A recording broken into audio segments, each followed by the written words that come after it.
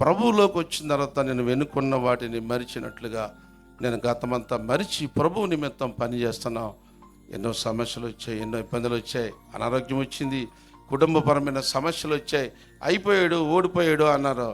చల్లచెదురు చేశారు సంఘాన్ని. ఇక్కడే ఈ స్థలంలో ఉండేది. ఈ పక్కనే 2015లో నిలువబడి ఆ సంఘాన్ని, ఒక మందిరాన్ని ప్రారంభించాం. ఆ మందిరం పూర్తయిన తర్వాత ఆవిడ దగ్గరికి వెళ్ళారు. ఆమె పేరు పెన్నమ్మని పిలిచేవాడిని నేను. ఆవిడ దగ్గర నుంచి మరి మీరు ఒక పెద్ద మడ్రిస్ట్కి మీరు సంఘం స్థలం ఇచ్చారు, అది ఆక్రమించేసుకుంటాడు, అది మిమ్మల్ని ఎల్లగొట్టేస్తాడు అని రకరకాల మాటలు చెప్పారు మన ప్రముఖులు. ఆవిడ భయపేసి వాక్యం చెప్తుంటే వచ్చి కూర్చునేది.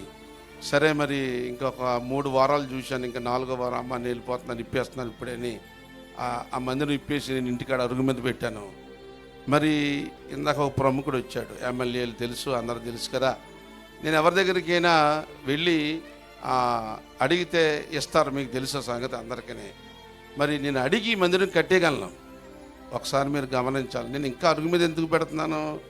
నాకు ఒక ధైర్యం, అరుగు మీద పెట్టినా నేను చెప్పే వాక్యానికి, నేను నా సాక్ష్యానికి, నేను చెప్పే వాక్యానికి మొదటగా, రెండవది నా సాక్ష్యానికి, వాక్యము చెప్పినట్టుగా నేను బ్రతుకుతున్నాను లేదా అని ఆ సాక్ష్యానికి నాకు ధైర్యాన్ని ఇచ్చినటువంటి ఆ దేవునికి నేను తల వంచి, నేను అరుగు మీద పెట్టినా, నేను ఎక్కడ పెట్టినా నా వాక్యం వింటాకి 10 మంది అయినా వస్తారో ప్రభు, అట్టి రీతిగా నాకు ఆ జ్ఞానం దయచేయని నేను ప్రభు పాదాలు పట్టుకున్నప్పుడు దేవుడు మరి ఆ సంఘం ఎప్పుడు నిండిపోయి ఉంటుంది. అక్కడ స్థలం లేదు, ఉంటే మేము వద్దు, కూర్చుంటాక మీ దగ్గర ప్లేస్ ఉండదు అంటే నేనేం కంగారు పడకుండా దేవుడే మందిరం ఇస్తాడు అని చెప్పి